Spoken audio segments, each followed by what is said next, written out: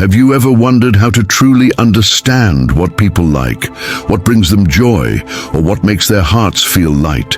It's a question we often face in our relationships at work and even in everyday life. Today, we'll explore this question through the timeless wisdom of the Buddha. His teachings offer profound yet simple insights on how to connect with others and understand their preferences and desires. To begin, the Buddha believed that understanding others starts with understanding ourselves. He once said, "The mind is everything. What you think, you become." This means that our likes, dislikes, and desires are shaped by our own minds. Similarly, the likes and dislikes of others come from their unique experiences and perceptions. If we want to understand someone else, we must practice awareness, both of our own thoughts and theirs. The first step is being present and observing. The Buddha often taught his disciples to practice mindfulness, not just during meditation, but in every moment of life. When we're fully present with someone, we notice subtle things. The way their face lights up when they talk about something they love, the words they use, and the emotions behind their actions. For example, when the Buddha met a grieving mother who had lost her child, he didn't immediately give advice. Instead, he listened deeply to her pain. By understanding her feelings, he was able to offer guidance that truly resonated with her. You can do the same. Observe not just with your eyes, but with your heart. What do people talk about the most? What excites them? What do they avoid or hesitate to share?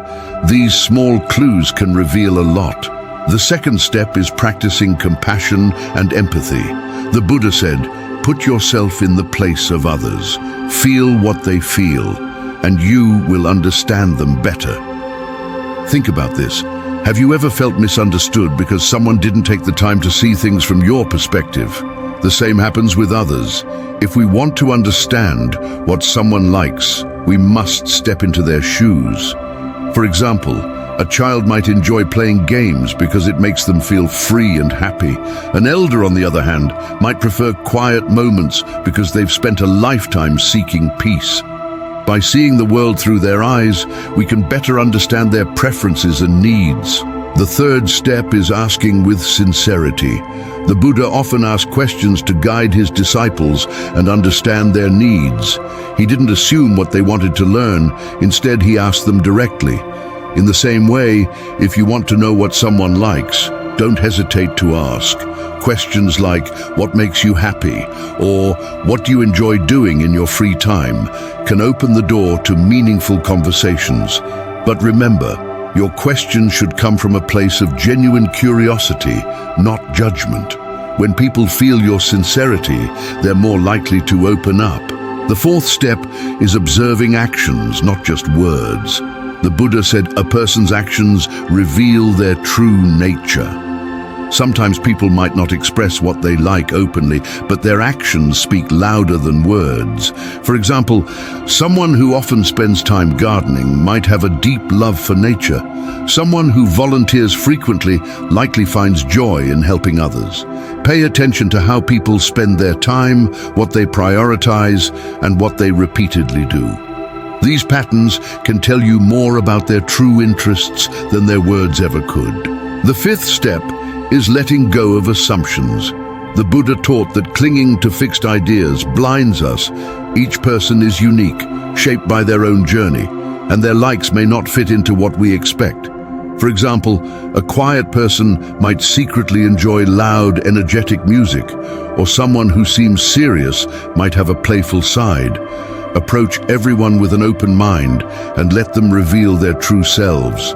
The more you let go of assumptions, the better you'll understand them. So, how do we put all of this together?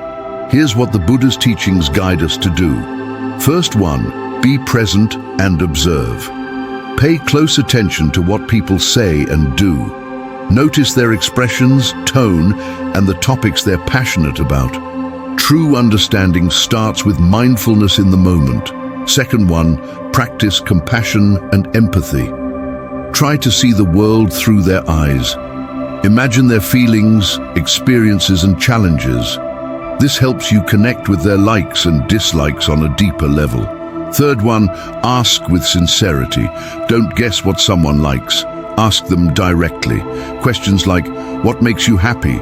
Or, what do you enjoy most? Show genuine curiosity and build trust. Fourth one, observe actions, not just words. Watch how people spend their time and energy. Actions often reveal their true preferences more clearly than their words. Fifth one, let go of assumptions. Avoid judging or labeling others based on your expectations. Stay open-minded and let them reveal their unique interests and desires. By following these steps, you'll not only understand what people like, but also build deeper, more meaningful connections with them. The Buddha believed that understanding others leads to harmony and peace, not just in relationships, but in the world. Understanding others is an art that brings us closer to each other and to the truth of life. As the Buddha said, when we understand each other, peace and happiness follow. So, take these teachings into your life. Practice mindfulness, listen deeply, and connect with others from the heart. You'll not only discover what they like, but you'll also grow in wisdom and compassion. Thank you for watching. If you found this video helpful, please like, share, and subscribe for more insights from the teachings of the Buddha. May you find peace, understanding, and happiness on your journey.